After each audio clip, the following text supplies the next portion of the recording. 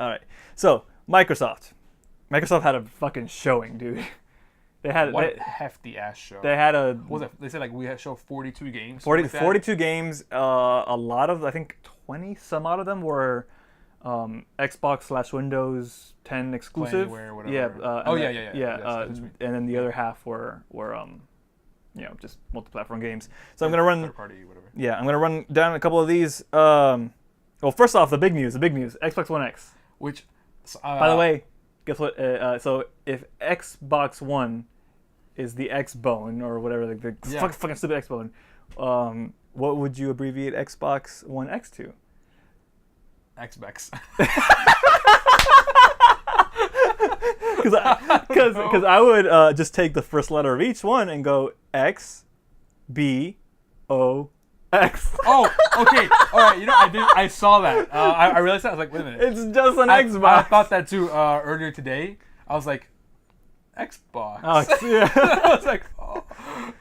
So $4.99, kind of pricey. It's. I think that's the price it needed to come out at. I like based off like what they've talked about that show and like those specs and all that stuff. I think $4.99 was the price it had to come out with. That doesn't make it not expensive, right? Like it's still a really expensive box compared to other consoles. Like the PS4 and Xbox One S are $250. Yeah, so you can buy both. Yeah, for one Xbox One X.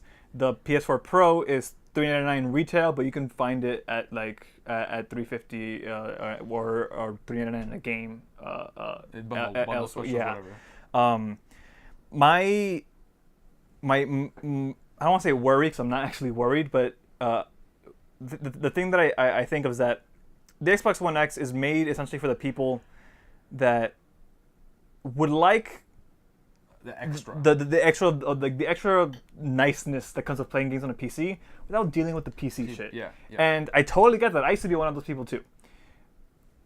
But one, I wonder how big is that market in the first place, and two, are those people in that market willing to pay $500? I think so. I definitely think so.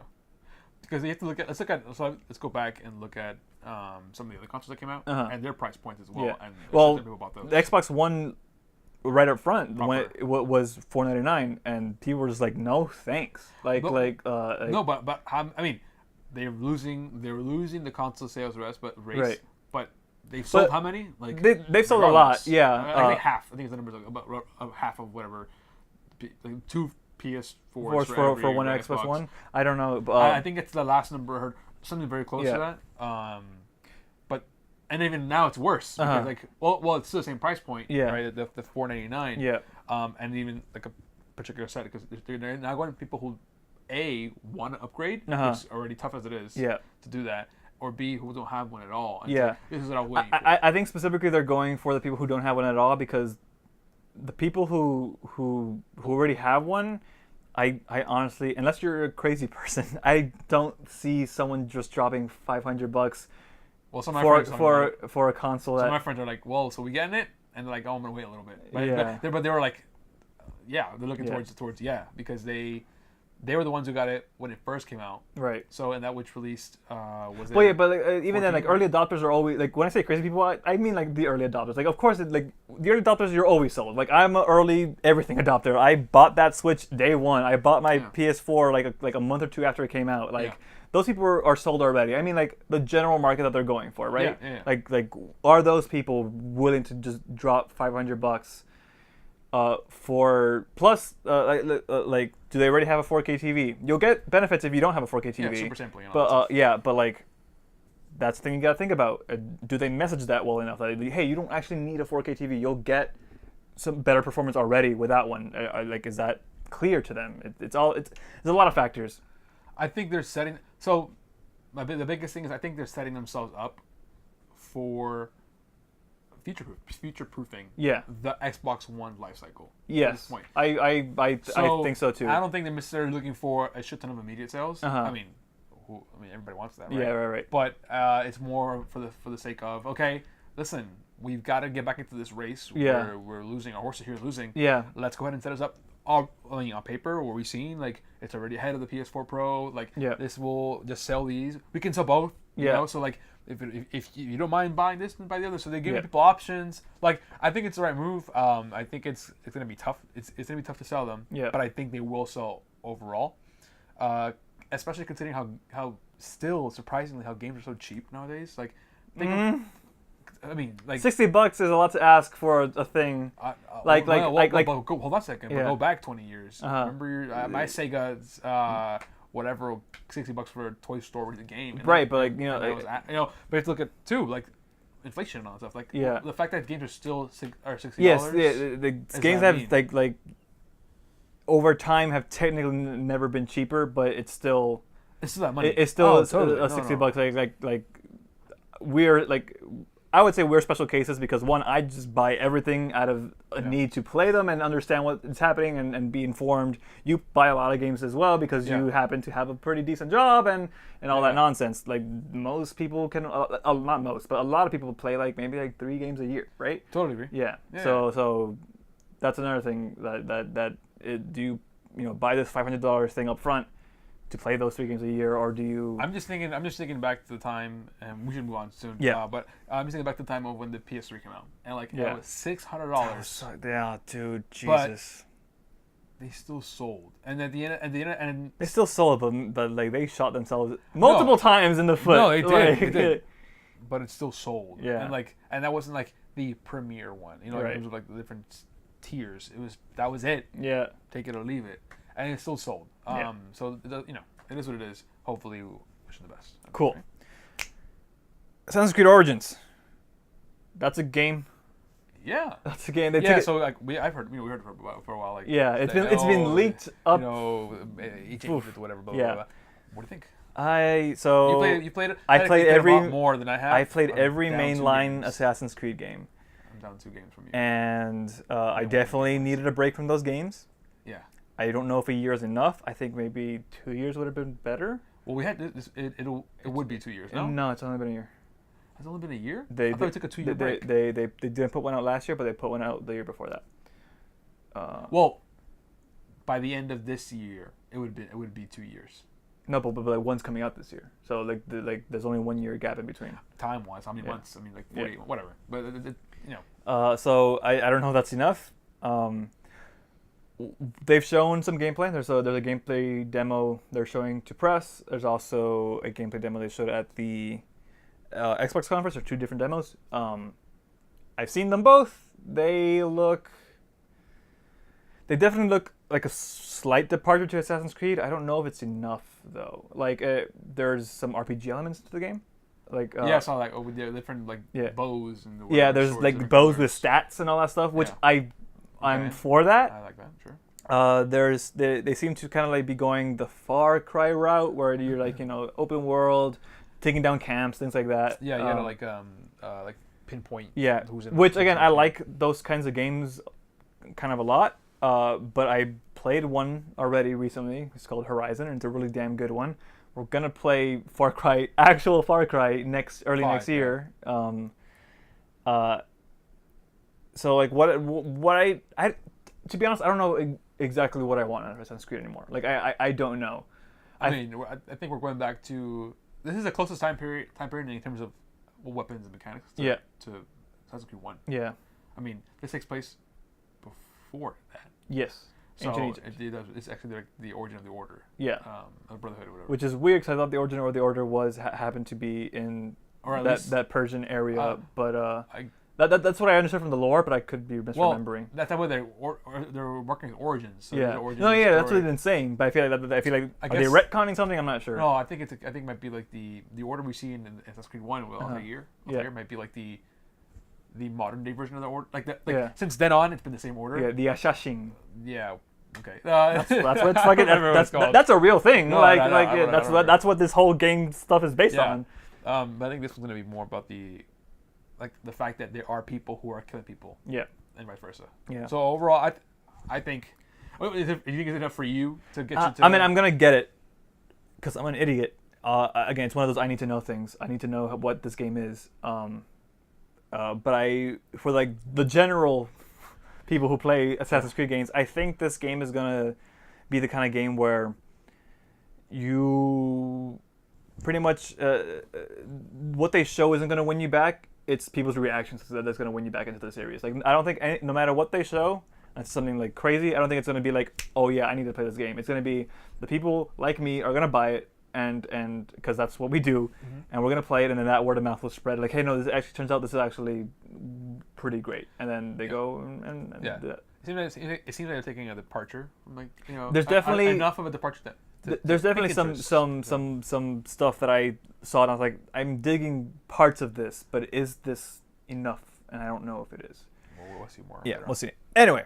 After Assassin's Creed, we're going to talk about these really quick because there's not a lot to say about these specifically. But one, it's going to be rapid fire. One, PUBG Squad, son! You kidding me? Well, I like the game a lot. That game is dope. I'm excited that it's interesting that it will go to Xbox. Yeah. It's going to be on the thing. Great. But I'm excited about the mechanics. So yeah. It's kind of dumb to be like, I'm excited about vaulting. Yeah, but it's a big deal. Like that's a big deal. That's a big fucking deal. God, I'm stuck in shit. So for that game is coming out late 2017. I don't know if that means it's coming out like out. Like it's like this game was gold? out of gold out of early access late 2017. Or remember, Xbox does have that early access program as well. Yeah, I thought they have Arc on there. I don't know that it's coming out. Yeah, I don't think so. On Xbox early access, or if it just pay both Steam and Xbox versions. They're out late 2017. Random question: is Minecraft technically done? Yes, I believe so. Okay. Yeah. I think so. All right, next one.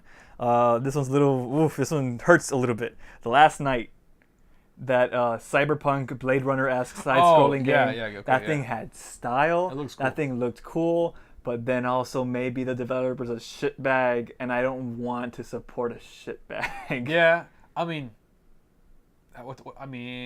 Yeah, I'm very touch and go with this because while the developer might be a shitbag, I don't know how many people are on the team. So like a team of 10 people, one guy's a shitbag. Like I mean, I don't know. But he's like his shitbag levels is like I saw, up here. Also I think it's a pretty small team. I think it's mostly him. He's like been the face of that on Twitter lately. He did apologize about some of those stuff. He said like, oh, my views have changed, something like that. But then immediately after that, you could see his Twitter timeline, and then like he's like favoriting tweets that go totally against what he said. Oh, that's great. So I was like, it felt like a hollow apology maybe. Next, Sea of Thieves. It is coming out early 2018. They showed some extended gameplay. They showed a big demo. Look cool. Yeah, I'm more excited for the other one that's coming up. I was more excited about this game before I saw more of it. My I guess like expectations have kind of dropped a little bit. Not because it looked bad, it's just because like, oh, maybe I actually don't want to play this game. It was more like, this looked really cool initially, great art style, pirates with your friends, that sounds cool. And then when I saw the gameplay, I was like, maybe I just don't want to play online stuff all that much. I gotcha. Yeah, I'm a little. It still looks cool. Like don't get me wrong, it still looks really neat, but I don't know if I am gonna jump in on that one right away. I think that I may be wrong or whatever, but I think maybe it needs a little bit more of that whimsical. Yeah. It looks really whimsical. No, it does. But I think like the first thing we saw of it, like maybe believe there's more of it. Yeah. So like if you're gonna go that way, just keep going. And it could very well be the gameplay demo just didn't have that in it because that's just whatever they're trying to show off the core of the gameplay. They want to show off like the everything surrounding it. Yeah. Next up, but I'm excited for the other part. We'll get to that. God, it looks so fucking cool. But we'll get to that quickly actually. So next up, Tacoma. Fulbright's next game. Makers of Gone Home. I love Gone Home so much. Tacoma. I'm trying to remember. Tacoma is their next game in the moon. On the moon? No, moon space station. I can't remember this game at all. Okay, well, it's been pushed back a couple times. Finally has a release date, August 2nd, 2017. I am very excited to play that. I'm going to play that immediately because I love Gone Home. I love that team of developers. I feel like shit, but I feel like I remember the title. I just can't remember. Yeah, and I'm excited, looking forward to that. Cuphead also finally has a release date. Yeah, totally cool. Finally, it's like 800 years of being in. 800 years coming out. They were drawing all. They were manually drawing every little Mickey thing. Mouse and just, So that comes out September 29th. Beautiful art style. Looks cool though. I hope so. I remember it was initially boss fights only, then it became a platformer because people were like, "Hey, why don't you try to work on this a bit?" And they're like, thank you, we'll do that. They took that feedback to heart and actually spent more time on working. Is it also Windows everywhere, or just Xbox? That is Play Anywhere. It's an ID. Yeah, it's an ID and Xbox thing that is Play Anywhere. Great. I know I'm gonna get it for sure. Yeah. Crackdown 3. What the fuck? Okay, so I may be wrong. Okay, let's go. There's a phrase I'm going to say. I may be wrong, but real quick. Go. Crackdown 1, I think, was the game that had a Halo 3 beta, and that's why people bought it. And then I think I may be wrong, but I think Crackdown 2 had a similar beta for another game, and it sold like a lot of titles too. So I think there's an audience for those kind of games. I personally don't care. Did you play Saints Row 4? Yeah, and I didn't give a fuck. Okay, so then that's why Saints Row 4 was practically Crackdown. Saints Row specifically Saints Row 4 was pretty much Crackdown. Yeah, that's why I stopped.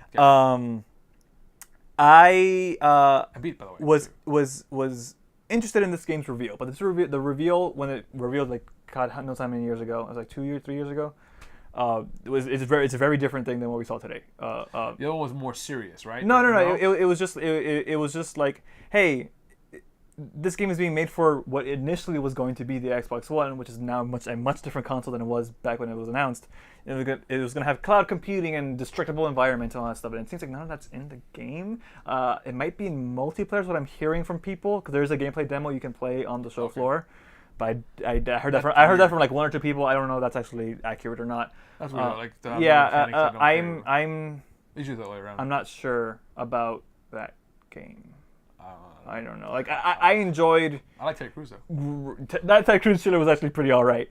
But I enjoyed jumping around buildings and collecting orbs and all that stuff.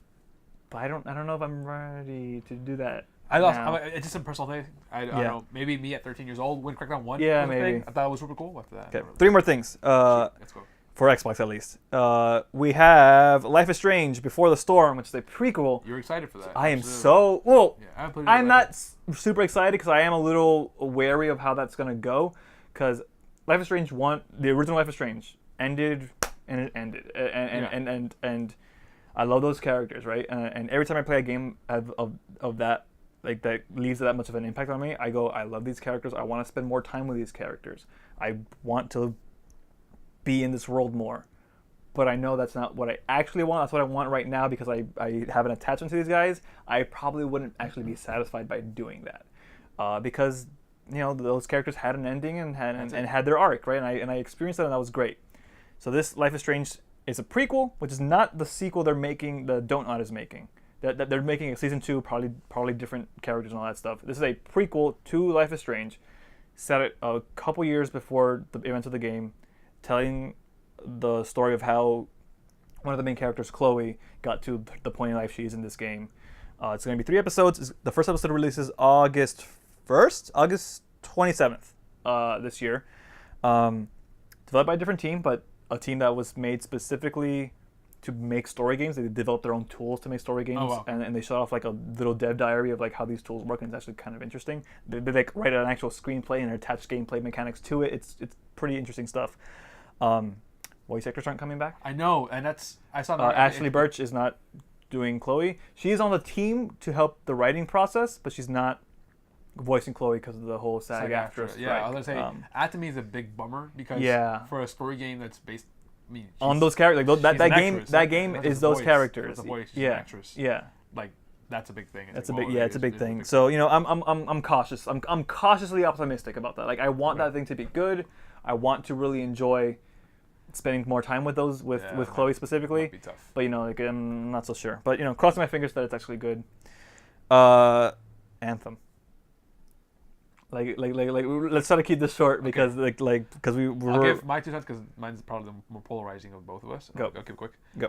So I told you, and I was like, you know what, this looks like in the teaser is like it looks like to me like, and I said it very bluntly, EA's version of Destiny. Of Destiny, right? And why? Because the particular images we got, like it's a whole sort of divider, a wall, spaceman, robot suit, monster, and I'm like that kind of reminds you of the images on Destiny. I think you're it's not Destiny, right? But you're going to that niche market, right? You're going to that particular market of sci-fi first-person or third-person shooter. Because we're still not quite sure what that is. That stuff was first-person, third-person, whatever. And that kind of thing. It's like Firefly. You know, the beginning was like Firefly with the market stuff. You were the first person I heard say that, but then after you told me that, I heard other people say that too. Yeah. Okay. Well, the first thing I thought was like Firefly. So that's that. I looks cool. Yeah. My biggest problem with that, and we talked about it, was like the whole gameplay thing. Yeah. Like that's not gameplay. That's my biggest thing. When you like a target render, when you pass off his game, I don't like it. It's gameplay, but it's gameplay on a Rails, target system. On Rails, so. As for me, my BioWare relationship is pretty much the buck stops at Mass Effect, right? I haven't really played anything besides Mass Effect that's BioWare. So I'm not feeling like the excitement that a lot of BioWare fans have felt for this for the past 5 years or something since they've been working on it. I see that and I go, I like mech suits. I like shooting things and making those things making those mechanics feel really good. But because that was such a kind of almost conceptual trailer, I just don't know how to feel about that game right now. I think if that's what they're aiming for, that as an idea, I think it's really cool. But as a final product, I'm not again, I don't know how I feel about it just yet. I will say that fucking moment where he's or she I think it was she was flying and then just dove into the water. That was a cool moment. It looked cool as shit, but is that possible? Yeah, is that really will possible? That be possible? I don't know. I didn't see any loading screens. Yeah. Hey, No Man's Sky doesn't have any loading screens. Oh yeah. Yeah, that went well. Yeah. And then one thing we talk about is I hate whenever they do these the voiceover stuff. The voiceover. Yeah. God, I hate. It's really bad. It's so fake. There's been worse, but this it's all bad. There's no one that's bad. Other ones. There's some really bad ones. But yeah, that's that.